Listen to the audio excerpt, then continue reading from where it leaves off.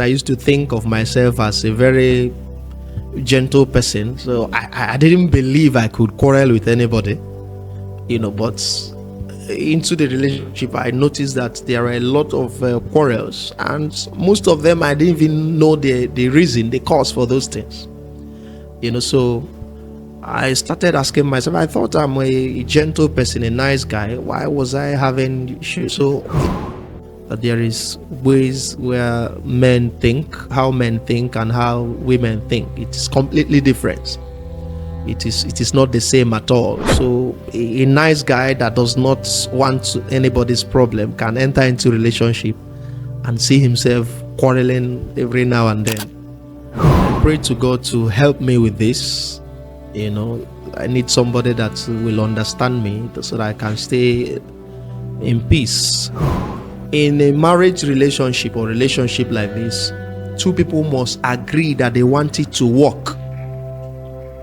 They want this to work. So if you don't agree on that, even if you know how men think, of course men think logically, women think emotionally, right? And logic is not a straight line. It's something, a lot of things can affect it. Something will happen. A lady may want to be crying and doing that, and then a guy doesn't cry. For me, I'm thinking of, okay, why did this thing happen? Key point, it is two people that wants to make things work.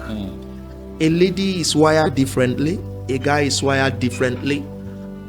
If you want to stay in your lane, you don't come together. If you are coming together, somebody must have to shift ground a little. Welcome everyone. Welcome to a new space. A space where we have honest conversations, real life experiences, and faith-filled perspectives. Here we talk about life as it truly is. The struggles, the victories, the experiences gained. Nothing is too big to discuss.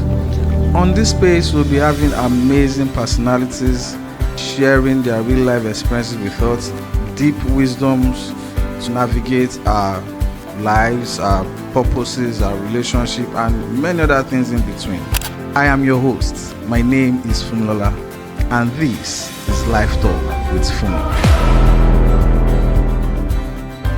Good day, everyone. Welcome to another amazing episode of Life Talk with Funmi, where we have real and honest conversations that are untouched, unbiased. Now, today we are going into a very complicated department of life, the department of relationship and marriage. I'm sure you are all going to agree with me that relationship and marriage these days looks like some fake hard, where it's looking very fine outside and then behind the scenes it's just all blurry. Well, I have a guest with me today that I will be discussing this matter with, and he's a young married man, although I think about 5 years into it now. Welcome with me, Mr. Obinna. Thank you, sir. Thank you for having me. You're welcome. It's my pleasure to be here. Okay, let's get into it. You've been married for a few years, and I'm sure it's going very, very fine. Beautiful kids. What was that thing you thought marriage was going to look like for you, but then at the end of the day was different from what you were expecting? Okay, well, before getting into marriage, I didn't actually think it was going to be all rosy. Reason being that I have been among married people, my parents, my sister, who happens to be a marriage counselor. So I have stayed around marriage counselors who have, told us stories about things that happen in marriage. So I actually have that knowledge that it was not going to be all rosy, that it has its ups and downs. I had a lot of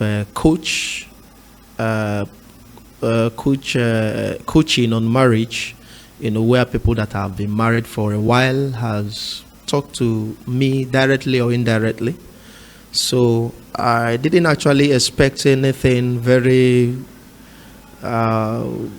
special, that maybe very superficial, very like ideal situation whereby I entered and didn't see it. So all I have seen in marriage is actually, as I have expected, because I was kind of well prepared before I entered.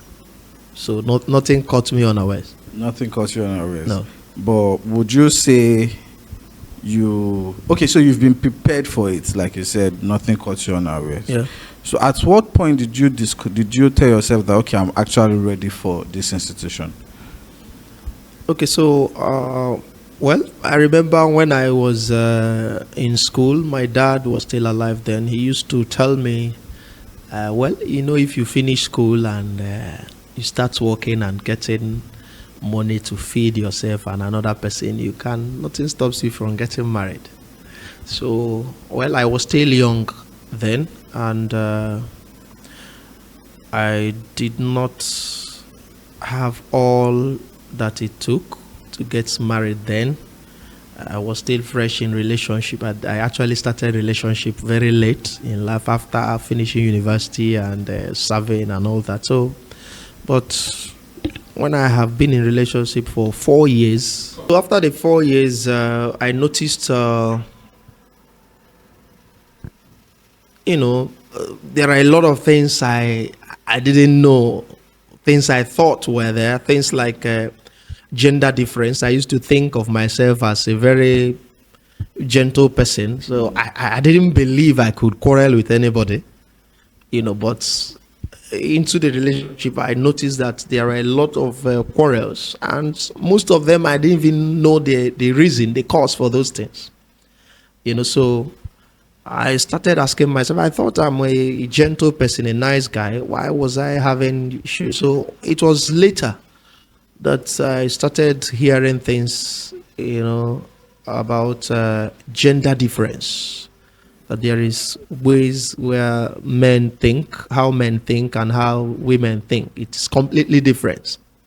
It is not the same at all. So a nice guy that does not want anybody's problem can enter into relationship and see himself quarreling every now and then. So when I had understood that, I prayed to God to help me with this. I need somebody that will understand me so that I can stay in peace. Fortunately, the Lord answered that prayer and I saw my wife. Because of my past experience, I decided to also work on myself and say the things I didn't get right in the previous one, I will get them right. There are things I did which I knew were not okay. Things like, if you didn't call me, I won't call her. Okay. Things like that. So I said, no, even if we quarrel, I will call when I'm supposed to call and all those things. So when I saw that things were going smoothly, at least to some extent, I said, okay. And I was financially buoyant then. I said, it is time to hit the ground running. Okay, so one thing you said now that made you realize that you were ready after you worked on yourself was that you were financially buoyant. Yes. We'll hold on to that. Now, you said again that, so you mentioned gender difference. Yes. Now, I've heard many times where people say, oh, it's because men don't understand women. Women are built differently. Women are this, women are that. Only a woman can understand a woman. And then, in the world right now, we are seeing lesbians getting married and then divorcing after 2, 3, or 1 month. Those are women. How come they are not understanding each other? And then you now want a man and a woman to understand each other for a long time. I mean, make me understand that part where they say, oh, there's gender difference and this and that. A guy should be able to do this, a woman should be able to do that. All right, so on that gender difference, even before you go to gender difference, two people, whether they are men or women, in relationship, I'm not talking about marriage relationship now, that are relating. You have friends whom you have stayed with for a long time. You can't tell me that at some point or the other you didn't disagree on some issue and fall out even heavily at some times. All right. So in a marriage relationship or relationship like this, two people must agree that they want it to work. They want this to work. So if you don't agree on that, even if you know how men think, of course, men think logically, women think emotionally, right? And logic is not a straight line. It's something, a lot of things can affect it. Seasons, happenings around and stuff. Many more things can affect logic, you know. The level of understanding of two people that are having logical maybe argument or discussion. So it's not about being the same gender that will make two people, you know, stay and go. So now coming to gender difference, if you understand that how men think is different from how women think, is one step in the right direction. Now, what do you do with that understanding? You make you use the knowledge you have to now interact. Okay, when you are having life issues, you use the knowledge you have to interact. Something will happen. A lady may want to be crying and, you know, doing that, and then a guy doesn't cry. For me, I'm thinking of, okay, why did this thing happen? Why? How can we make it not happen again? How can we solve the problem it has created? Okay, my wife will be, maybe he's crying, he wants to cry it out, and if you are not showing concern, it seems I have been called heartless, not by my wife, but by other people, because I was not doing the emotional things like that. But that's not how we are wired. So, but knowing that ladies are wired emotionally, so you show a little bit of concern too, a little bit of attention.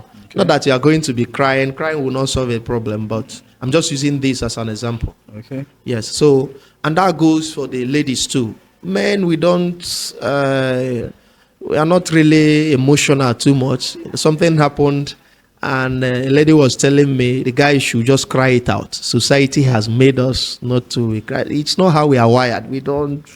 You know, after crying, what happens? What happens then? The problem is not still solved. Yeah. So if you understand that as a lady, you will also cut the guy some slack. So, like I said, key point, it is two people that wants to make things work. A lady is wired differently. A guy is wired differently. But if you want to stay in your lane, you don't come together. If you are coming together, somebody must have to, you know, shift ground a little. You're not going to become a man completely while you are a lady, and vice versa. A lady will not become, a man will not become a woman, you know. But in order to accommodate each other, there is need for, you know, the both parties to shift grounds a little, just to accommodate, understand. Bible talked about walking with them according to knowledge in the book of Peter. You know, is it treating them as the weaker vessel? They are not the weaker vessel. Say we should walk with them according to knowledge, you know, like esteeming them as the weaker vessel. That's what the scriptures told men. All right, so it's not about, in fact, sometimes if you have knowledge and you don't use the knowledge, it's wasted. If you are driving on the highway and you know that when you see an obstacle, you need to match the brake, and you don't match the brake, you will hit an obstacle. It can be fatal. You can cause damages. Okay. So walking in the same direction and, you know, agreeing, I want this thing to work, then it works. If not, it won't work. Fantastic. Now I'm going to go back to, you said your dad told you that if a man can feed his mouth and another mouth, then he's ready for marriage. And then you also said that at the point you saw that you were financially stable, you realized, okay, I need to move on to this thing. Now, do you think that love is not enough to get into marriage? The finances has to be involved. When we've had people say, many times I've had people say, oh, you guys can build together. You guys can do this together. You don't have to have this. You don't have to have that. You can come together and build and blah, blah, blah, blah, blah. And many, many times, it doesn't even work like that. So, what's your take on that? All right. So, well, love is the fundamental thing, right? But then we cannot take away the place of finance, right?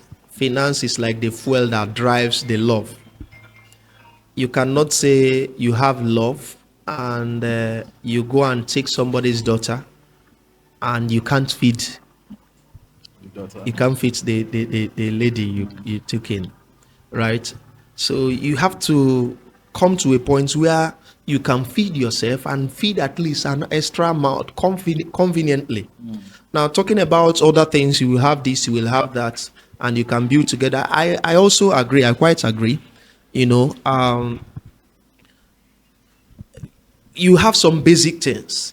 If you have a place you can stay with another person, if you have a source of income that can feed you and feed another one or two mouths, if you are good to go, then you can also building together is other things, maybe business or growing up, getting some other things that are needed in marriage. But when you have food and shelter, I think those are the basic things, and this, you can sustain this for over a period of time. I think those are the basic things. So, but then people are different. There are people that will say, if I don't have a vehicle, I won't marry. Is a prerequisite for them. If I don't have a particular amount of money in the bank, I won't get married. If I don't have this or that, a business that is flourishing, bringing an ROI of maybe 2 million every month, I won't get married. Yeah. So it's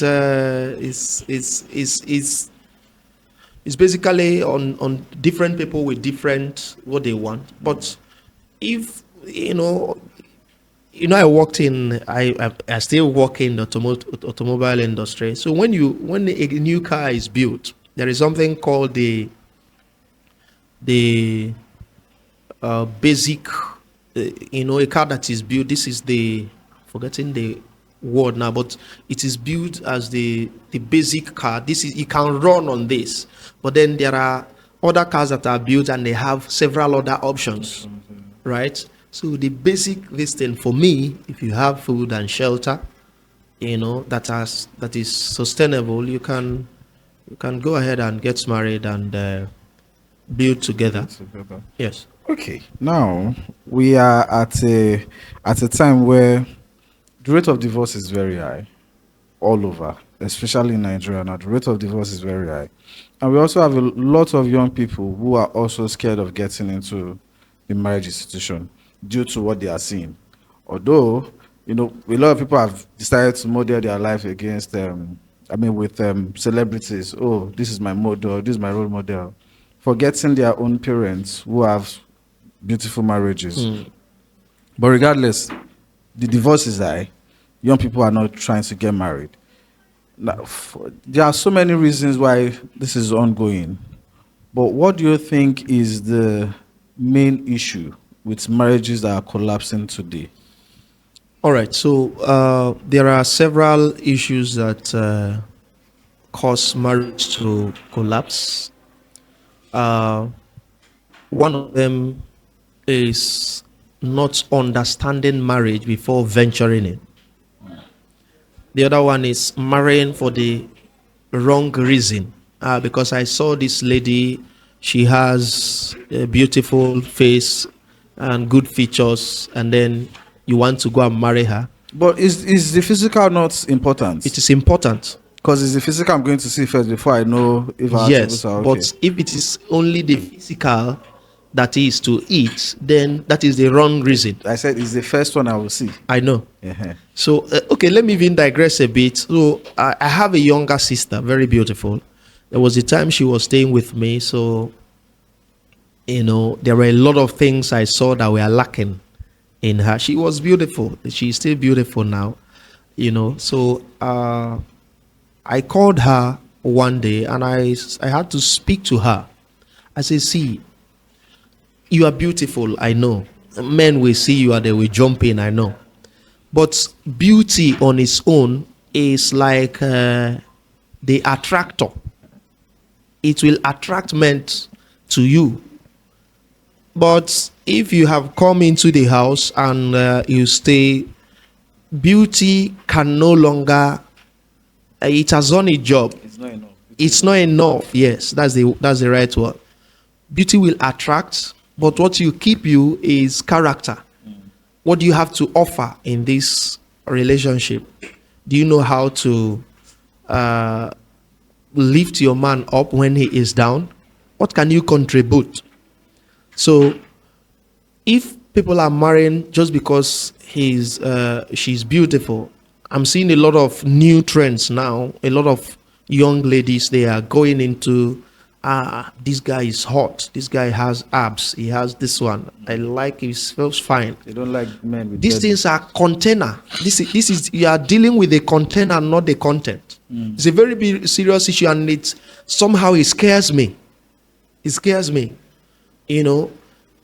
If beauty can attract, then when you relate before getting married, you now know the content. All right. This thing is very vast. If you see a content and it is not up to what you need, there is no need to run away initially. You can mold somebody to what you want and watch if it is a moldable somebody. When I first saw my wife, for example, there are things, some core things that are very critical that are there. But then I also saw some things that are not up to what I want. I started showing her, it's not, this one doesn't happen by talk.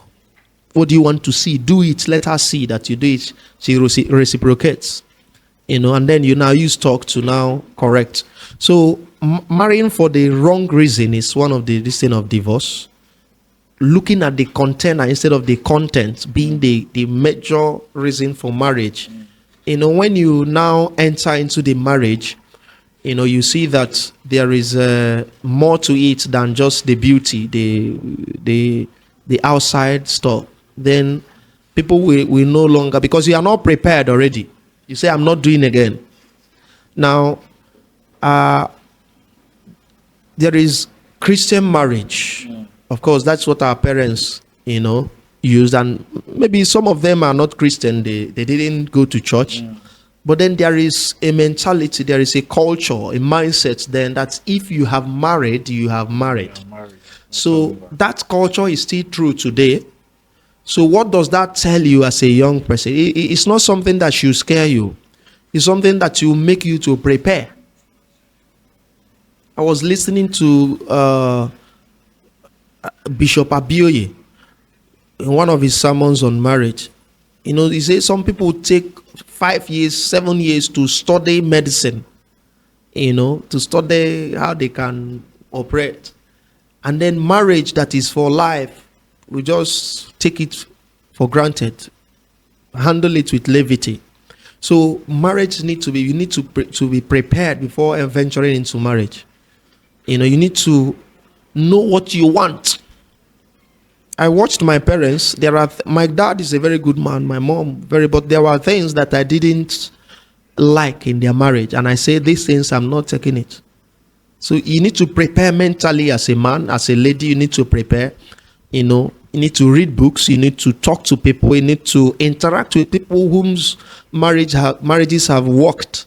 And then you now use that as a yardstick to now prepare yourself and before you come together, tell yourselves that this thing will work. And for it to work, it is the job of the two of us. If not, you just go there, and if your feeling is not in the right place, you say, I want out. And that's what we have. Now, you talked about people looking up to celebrities. These celebrities, they have not prepared. See, we are human beings first before we are celebrities. Yeah? If you forget the basic principle of a thing, no matter who you are, it will fail. I gave you an example with driving a car. You know, if you want to accelerate and decelerate, it happens by pressing the accelerator and pressing the brake. These are the basic principle of driving. If you because you are this or that and you fail to apply it, you will crash on the road. So there are many things, you know, that causes divorce. People that just want, there are people that are self-centered. Everything is centered around them. Marriage is sacrifice. You sacrifice, you get to, you know, it's balanced. Sometimes it's not 50-50. There are people that have strengths in some areas where others have weakness, and vice versa. So if you see that the strength of my wife is in this place, your wife should complement you there where you are weak, and then you complement where you are stronger. So it's not always 50-50. Marriage is not a transaction. If it doesn't work as we want, we end it. It's a covenant. It is instituted by God, you know. And then how did God want us to do it? These are the things we need to consider first before we venture into marriage. It's a very beautiful. I've been married for by November, I will be 6 years in marriage. And I will tell you, I have enjoyed my marriage so far. Have I had a disagreement with my wife? Of course. Have we quarreled? Of course, mildly. You know, but we have not, you know, quarreled such that we can't talk to each other, you know, over the next day. It has not happened. Okay.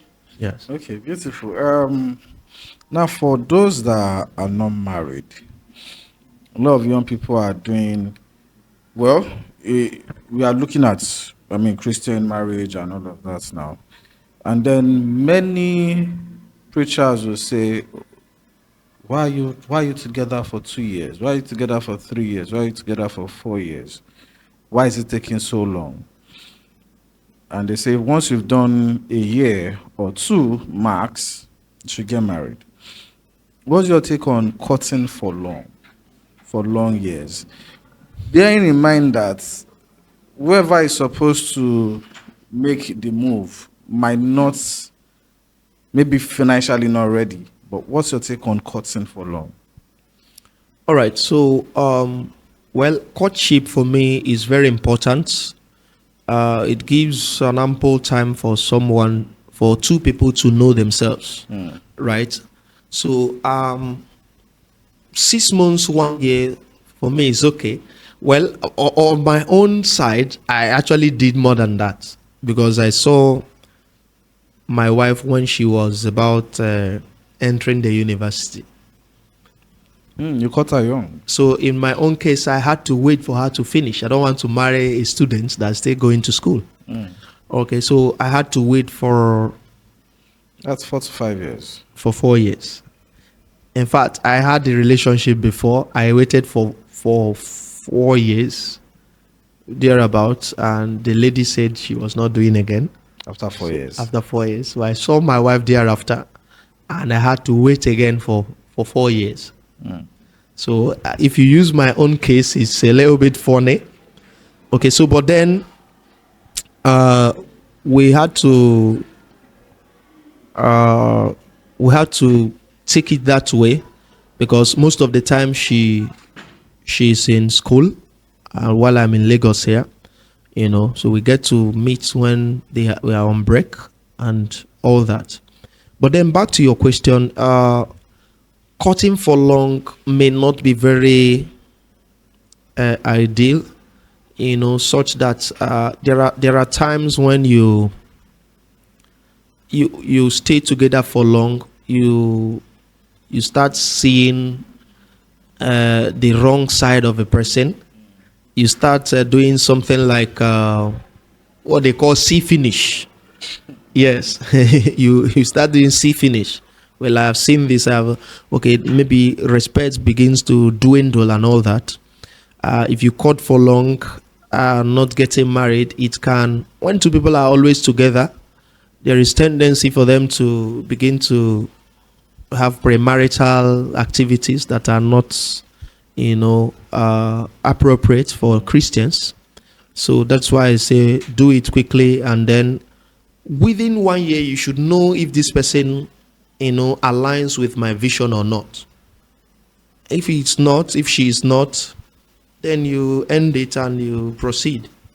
So cutting for long it has some disadvantage, but if you can manage it, it still have advantage. But I think the disadvantages are more than the advantages. So my advice is, if you know what you want, it's one of the key issues. Some people don't know what they want in a relationship, in marriage. They want to be in a relationship and start figuring it out. You have to know what you want, especially for men. You know where you are going. Is this lady going in my direction? Because you are the driver. That's how God has created it. Man is the head. Is this lady going in my direction? And then as a lady also, is this man driving in my direction? If he's not, then no need to waste someone's time for a long time. Okay, beautiful. Now, because of our time, there are still so many questions I would still love to ask. But what would be your final advice to those who are struggling in their marriage right now, and for those who are looking to get into it? So I was saying, for the people that are yet to get into marriage, marriage is simple, at the same time complex. Marriage is sweet and at the same time not sweet if you don't follow the rules, the basic principles. So first of all, people that are not yet married should prepare for marriage, should understand what marriage is about, should have an idea of how they want their homes to look like. And then there are prices to pay. Sometimes you may have to bear the pain, beer being hot. There is a place we read in during our Bible study today. It talked about if you are being defrauded just for the greater good. It happens. It's not what we want to venture into marriage to be. So what I'm saying in effect is that there are times you have to sacrifice, being right for the sake of peace. Young people should read books on marriage, on gender difference, on relationships. Young people should, go to people that their marriages have worked and ask questions. How has it been? No two marriages are the same. There is no formula, that is true, but there are things that are, common. If you do them, they work for you. You may not do it exactly as it is. Then for people that are married that are still having issues, then one thing is sacrosanct. You want to go back and understand why suddenly did things start going wrong? What did we start doing that caused this thing to start going wrong? In my field of work, if you have a problem, there is something we call a root cause analysis. Why did this happen? Is it the problem of the individuals that handle is it machine equipment? Is it a system problem? That can apply in marriage. Is it a me problem as a man? Is it my wife's problem? Is it so? And then you must also have to, like I said before, do you want it to work? Do you want to be right, or do you want to live in peace, a happy marriage at all times? So if you look at all these things, then you can make the right decisions, sometimes it takes you to go and apologize even when you are wrong, for the greater good, which is happiness. There are many more, but because of our time, I can just stop here. Okay. Yeah. Thank you very much. Thank you very much for that, for these words of wisdom. Thank you for coming on the show today. And I believe that I'm still going to call on you, and you are still going to answer. I'm available always. Yes, we are going to end it right here for this episode. Now, remember, there's this verse that's in the Bible that says, "Can two work together except they agree?" The answer is no. For those that are in a relationship, for those that are in marriage, for those that are trying to, be something with somebody, being in a relationship or in marriage is not just to find somebody to love you, but it's also to be very healthy enough to love somebody properly and rightly. Keep that in mind. We'll end it right here on today's episode of Life Talk with Fumi, and I'll see you again. Bye. Thank you.